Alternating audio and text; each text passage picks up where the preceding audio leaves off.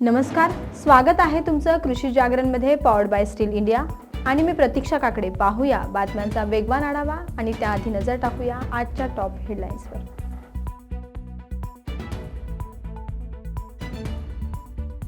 पीक विमा भरण्याची अंतिम तारखेत वाढ, योजनेत सहभागी व्हावं धनंजय मुंडेंचं आवाहन. दुष्काळाची दाहकता कमी करण्यासाठी सामाजिक संस्थांनी सक्रिय सहभाग घ्यावा, डॉक्टर नीलम गोऱ्हे. 5 तारखेला दूध आंदोलनात हजारोंच्या संख्येने सहभागी व्हा, डॉक्टर अजित नवले. राज्यात पुढील 2 दिवस पावसाची शक्यता, हवामान विभागाचा अंदाज. परभणीत अवकाळीमुळे 2.5 एकर पेरू बागेचे नुकसान. तर पाहूया या संदर्भात सविस्तर बातम्या.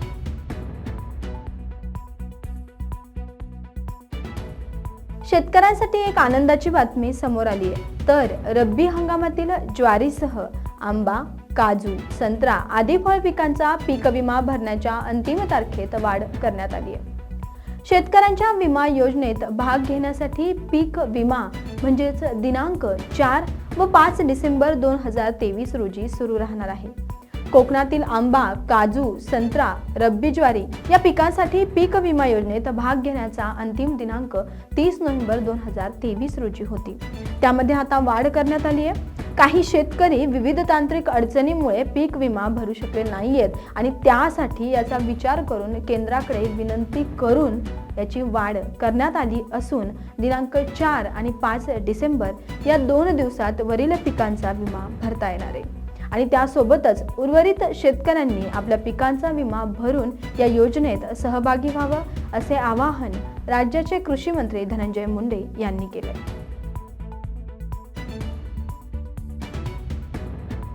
महाराष्ट्र दुष्काळ निवारण आणि मदत कार्यक्रम समिती व स्त्री आधार केंद्र पुणे यांच्या संयुक्त विद्यमाने विभागीय आयुक्त कार्यालयात दुष्काळ निवारण अंमलबजावणीबाबत आयोजित 1 दिवसीय कार्यशाळेत डॉक्टर नीलम गोऱ्हे यांनी दुष्काळाबाबत बोलताना काही मुद्दे मांडलेत आणि त्यावर त्या बोलताना म्हणाले, राज्यात यावर्षी दुष्काळाची तीव्रता अधिक आहे.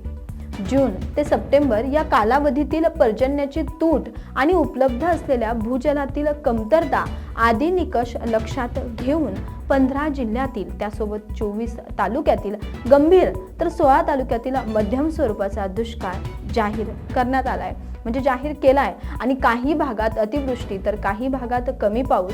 सध्या अवकाळी पावसामुळे शेतकरी मेटाकुटीला आलाय, म्हणजे शेतकरी एका प्रकारे त्रस्त झालाय आणि अशा परिस्थितीत शासनाकडून मदत दिली जात आहे. आणि त्यासोबतच त्याचबरोबर राज्यातील विविध भागात सामाजिक संस्था आणि त्यासोबत दुष्काळाची दाहकता कमी करण्यासाठी मोलाचे कार्य देखील करत आहे. दुष्काळाची दाहकता कमी करण्यासाठी स्वयंसेवी आणि सामाजिक संस्थांनी यात सक्रिय सहभाग घ्यावा असे प्रतिपादन देखील डॉक्टर नीलम म्हणजेच विधानसभेच्या उपसभापती डॉक्टर नीलम गोऱ्हे यांनी केलंय.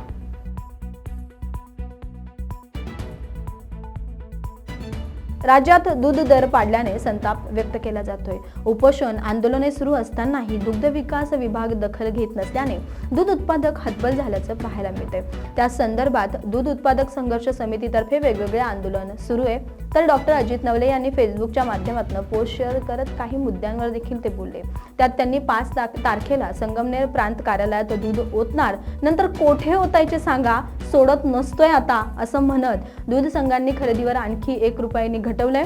संघर्ष अटळ असणार आहे, रस्त्यावर उतरा, दुधाला किमान 34 रुपये दर द्या अशी मागणी करत हजारोंच्या संख्येने सामील व्हा असं डॉक्टर अजित नवले आपल्या फेसबुकच्या माध्यमातून म्हणाले.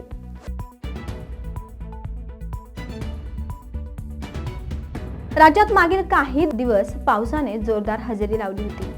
पाऊस आणि त्यासोबतच गारपिटीमुळे पिकांचे मोठ्या प्रमाणात नुकसान झालेलं पाहायला मिळतंय. या अवकाळी पावसामुळे 2 दिवसांपासून राज्यात धुक्याची चादर पसरली आहे. त्यासोबतच राज्यातील काही भागांमध्ये दाट धुके पडत असून मोठ्या प्रमाणावर दव देखील पडताना दिसून येत आहेत. तसेच आज नाशिक, नगर जिल्ह्यात तुरळक ठिकाणी विजांसह पावसाचा अंदाज हवामान विभागाने वर्तवलाय.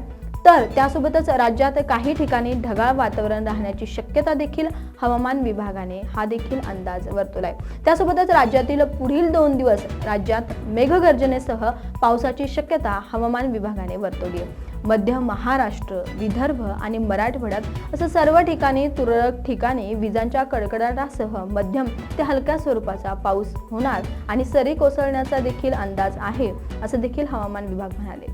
राज्यात काही भागांमध्ये 4 ते 5 दिवस देखील थंडीचा कडाका कायम राहण्याचा अंदाज हवामान विभागाने व्यक्त केला आहे.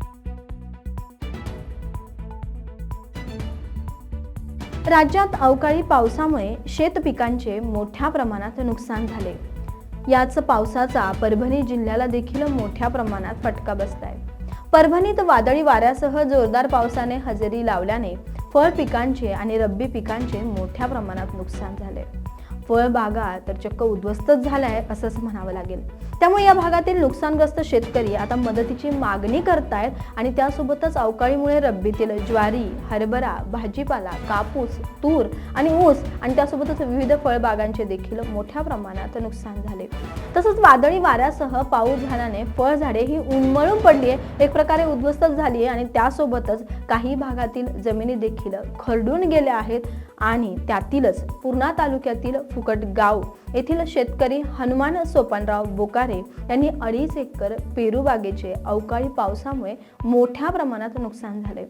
तुम्ही या व्हिडिओच्या माध्यमातून बघतच आहात की तसेच या फळांची गळती झाल्याने देखील त्यांना याचा मोठा आर्थिक फटका बसलाय आणि या नुकसानग्रस्त भागात खूप मोठ्या प्रमाणात नुकसान झालंय. या नुकसान भागाची गंगाखेडचे आमदार डॉक्टर रत्नाकर गुट्टे यांनी पाहणी केली आहे आणि तसंच नुकसानग्रस्त फळबागेची देखील पाहणी करून शासन स्तरावरून मदत मिळवून दिली जाईल अशी देखील ग्वाही त्यांनी दिली आहे. शेतकऱ्यांना त्यांनी त्या ग्वाहीतून दिलासा देण्याचा प्रयत्न केला. तर बुलेटिनमध्ये वेळ झाली इथेच थांबण्याची. तसंच कृषी जागरणच्या वतीने शेतकऱ्यांचा सन्मान सोहळा पार पडणार आहे. तुम्ही देखील या सन्मान सोहळ्यात सहभागी व्हा. Millionaire farmer of India award 2023 sponsored by Mahindra tractors हा सन्मान सोहळा तुम्ही विसरू नका. 6, 7, 8 तारखेला नक्कीच या सोहळ्यात सहभागी व्हा.